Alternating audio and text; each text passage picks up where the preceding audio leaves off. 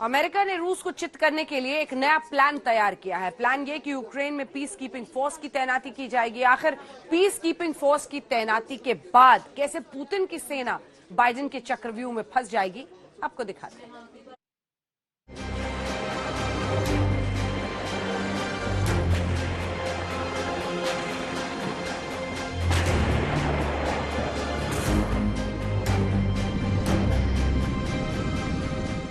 Ukraine की धरती आज दुनिया के सबसे खतरनाक वॉर जोन में से एक है।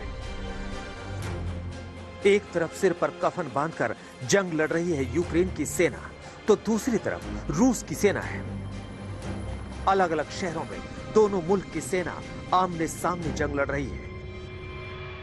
यूक्रेन की तरफ प्रतिबंधित हथियारों के इस्तेमाल का इल्जाम लगाया जा रहा है। ऐसे में अब खबरें सामने आ रही हैं कि जंग के मैदान में जल्द संयुक्त राष्ट्र की पीस कीपिंग फोर्स की तैनाती की जा सकती है। अगर ऐसा हुआ तो सोचिए आगे क्या होगा। दरअसल यूक्रेन की तरफ से लगातार मांग की जा रही है कि नाटो की सेना रूस को रोकने के लिए आगे आए। यहां तक कि यूक्रेन ने नाटो को एयर स्पेस बंद करने की गुहार लगाई, लेकिन नाटो ने युद्ध में सीधे तौर पर मदद करने से इनकार कर दिया है।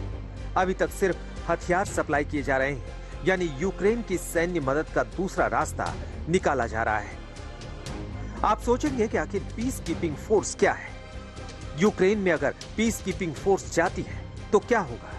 तो सुनिए, संयुक्त राष्ट्र संघ ने 1948 में यूएन पीस कीपिंग मिशन की शुरुआत की थी।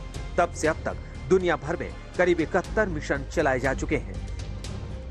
दरअसल संयुक्त राष्ट्र के पास अपनी कोई पुलिस नहीं है, इसलिए 1948 में 125 देशों की सेनाओं और पुलिस बल को मिलाकर ये पीस कीपिंग फोर्स तैयार कराई।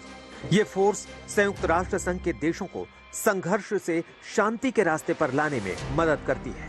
बेहद कठिन चुनौतियों से जूझने और शांति स्थापित करने में इस मिशन के जवानों का कोई जोड़ नहीं है। United Nations peace keeping force में 90,000 सैनिक दुनिया भर में अलग अलग मिशन पर तैनात है। इस फोर्स को तैनात करने का उद्देश्य कम हिंसा और लोगों की मौतें कम करना है।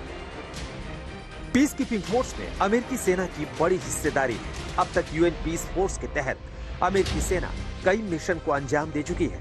अब अमेरिका पीस कीपिंग फोर्स के सहारे यूक्रेन की मदद करना चाहता है। जानकार मानते हैं कि पीस कीपिंग फोर्स रिहायशी इलाकों में मोर्चा संभाल सकती है। ये वो दाव है जिसका विरोध रूस नहीं कर सकता। आज तक ब्यूरो।